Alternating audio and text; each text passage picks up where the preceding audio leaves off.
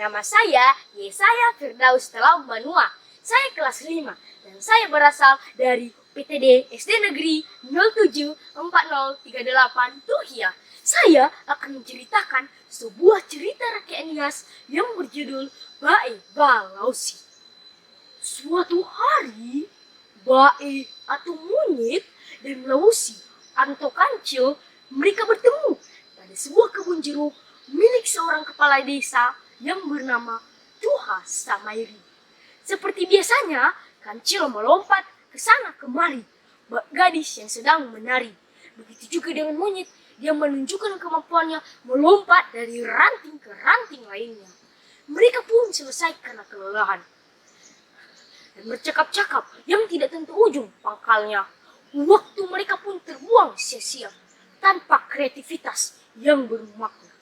Sambil mengamat-ngamati di sekelilingnya, monyet pun melihat sebuah pohon jeruk milik Tuha Samairi yang sedang berbuah. Saking banyaknya buah tersebut, dahannya pun sampai menyentuh tanah. Semua buahnya hampir menguning, pertanda sudah dapat dipetik. Namun, sang monyet tidak mengetahui nama pohon yang berbuah lebat itu. Lalu dia berkata kepada kancil, hei kancil, apa nama pohon yang berbuah lebat itu? Kancil pun berkata kepada monyet sembari melihat pohon yang ditunjuk oleh monyet. Yang mana? Oh, yang itu, Nyet. Itu adalah pohon jeruk milik Tuha Samairi. Dengan penuh rasa bangga, dia berkata, gimana kalau kita petik? Kulitnya sangat menarik. Mudah-mudahan isinya semanis kuitnya. Lalu kancil pun berkata, jangan, Nyet. Kadang-kadang antara kulit dengan isi itu tidak selalu sama. Lihat buah manggis, kulitnya pahit, tapi isinya demikian manis. Lihat buah jeruk, kulitnya mulus dan menarik, tapi asam sih kata orang. Selain itu, tidak boleh dipetik sembarangan buah jeruk milik Tuha Samairi. Dia menghukum siapa saja yang memetik tanpa seizinnya. Lalu monyet berkata, baiklah Cil, daripada dihukum, mending kita nggak usah petik. Tetapi aku ingin bertanya, jika buah tersebut jatuh ke tanah, manakah lebih dahulu terdengar, mururu atau mukoko? Kancil pun menjawab monyet sembari mengunyah-ngunyah rumput segar di mulutnya. Berkata, Nyet, jika buah tersebut jatuh ke tanah, lebih dahulu mengenai daun mururu, baru mengenai tanah dan mengeluarkan bunyi mukoko. Karena terdapat niat jahat di dalam diri monyet, dia pun terus mendesak kancil dan memberi jawaban yang berlawanan. Dan dia berkata, Cil, menurutku, jika buah tersebut jatuh ke tanah, lebih dahulu mukoko, baru mururu. Kedua sahabat karib ini pun mulai bertengkar.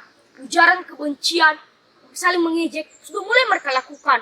Dan di tengah-tengah perdebatan mereka pun teringat dengan teknik pengolahan konflik yang mengadakan penengah. Walaupun sang kancil tidak menyetujui bahwa Tuha Samairi menjadi penengah, tetapi demi persahabatan sejati, dia pun menyetujuinya. Dan sebelum mereka berangkat ke rumah Tuha Samairi, mereka telah sepakat bahwa siapa yang berpendapat salah akan menjadi santapan Tuha Samairi. Lalu mereka bersama-sama menuju rumah Tuha Samairi. Sang monyet melompati pepohonan, sedangkan kancil terpaksa menelusuri jalan setapak. Saking mudahnya bagi sang monyet untuk sampai ke rumah Tuha Samairi. Dengan segala kecerdikannya, dia bercakap kepada Tuha Samairi. Ya ahobu Tuha. Tuha Samairi pura-pura tidak dengar, dan monyet berkata sekali lagi, ya ahobu Tuha, ini aku monyet. Lalu Tuha Samairi pun berkata sambil membalikkan badannya, oh ya ahobu monyet, masuklah, duduk, apa kabar? Monyet pun berkata, kabar baik Tuha. Gini Tuha, saya dan kancil berdebat tentang buah jeruk milik Tuha. Jika buah jeruk itu jatuh, mana yang lebih dahulu terdengar, mururu atau mukoko? Tidak ada kesepakatan di antara kami. Oleh sebab itu, kami menghadap Tuha untuk mendapatkan kebenaran. Lalu Tuha Samairi berkata, itu saja kalian gaduh. Jika buah tersebut jatuh, lebih dahulu mengenai daun mururu, baru mengenai tanah dan mengeluarkan bunyi mukoko.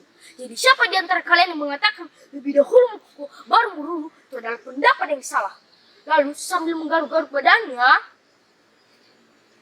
monyet pun berkata, Tuha, dari jawaban tersebut saya yang salah. Saya akan menjadi santapan Tuha. Lihat saya hanya terisi kulit pembalut tulang saja, kurus, tidak gurih, bau amis lagi.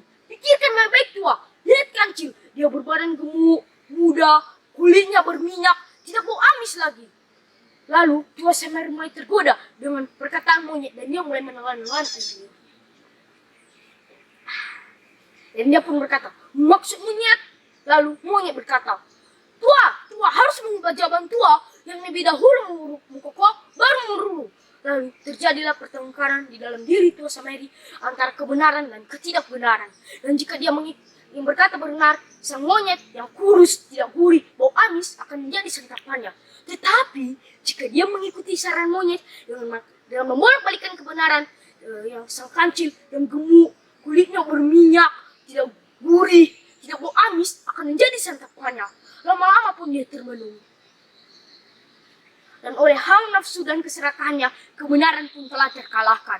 Dan beberapa jam kemudian kancil pun datang dan peluh di sekujur tubuhnya. Ya Ahowu tua, Tua Sameri berkata, ya Ahowu Kelausi, kancil, masuklah, duduk, apa kabar?